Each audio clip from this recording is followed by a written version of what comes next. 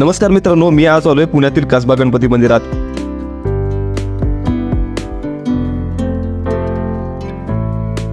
शहाजीराजे भोसले यांनी 1636 साली पुण्यात लाल महल बांधला।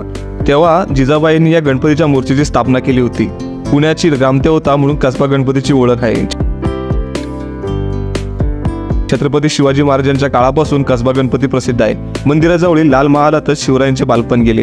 पुण्याच्या सार्वजनिक गणेशोत्सवात कसबा पेठ गणपतीला मानाचे पहिले स्थान आहे। कसबा हे पुण्याची मूळ वस्ती आहे। येथून पुणे शहर पूर्ण आकारास आले। कर्नाटक येथून आलेल्या ठकार कुटुंबियाने कसबा गणपतीची स्थापना केली। शहाजीराजे भोसले यांनी 1636 साली पुण्यात लाल महल बांधला। तेव्हा जिजाबाईंनी या गणपतीच्या मूर्तीच्या स्थापनेसाठी हे मंदिर बांधले।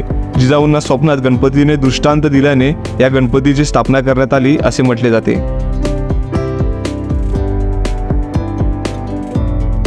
हा गणपती एका दगडी गाभाऱ्यात असून तांदळा स्वरूपात आहे। तांदळा म्हणजे हात पाय वगैरे अवयव नसणारी मुखवटावजा मूर्ती। पुणे शहरात अशा प्रकारच्या मूर्तीचे हे एकमेव देऊळ असावे।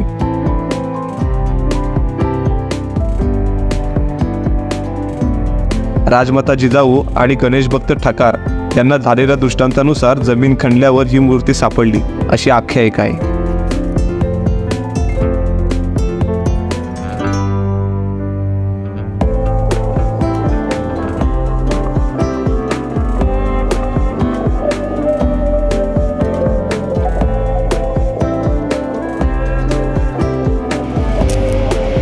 1893 मध्ये लोकमान्य बाळ गंगाधर टिळक यांनी सार्वजनिक गणेशोत्सव सुरू केला।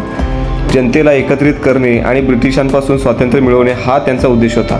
हा उत्सव पुढे एक व्यासपीठ बनला जिथे सामाजिक प्रश्नांवर चर्चा केली जाऊ लागली। गणेशोत्सवात गणेश चतुर्थीला गणेश मूर्तीची स्थापना करून अनंत चतुर्दशीला विसर्जन केले जाते।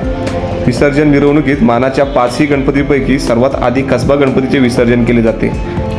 त्यानंतरच इतर 4 गणपती मंडळाच्या मूर्तींचे विसर्जन होते। विसर्जन मिरवणुकीत सर्वात आधी केवळ या 5 गणपतींच्या मंडळांनाच मान देण्यात आला आहे। शतकापेक्षा अधिक काळ या परंपरेचे अनुकरण केले जात आहे। या मंदिरात मराठा शैलीतील वास्तुकलेबरोबरच पेशव्यांच्या स्थापत्यकलेचेही तपशील दिसतात। मंदिराच्या भिंती अष्टविनायकांच्या छायाचित्रांनी सुशोभित केल्या आहेत। मंदिराच्या आवारात पार्किंग, थंड पाणी, पादत्राणे ठेवायची सुविधा, वॉशरूम, CCTV, प्रसादाची दुकानं याचबरोबर मंडळाचे साऊंड सिस्टीम आहे।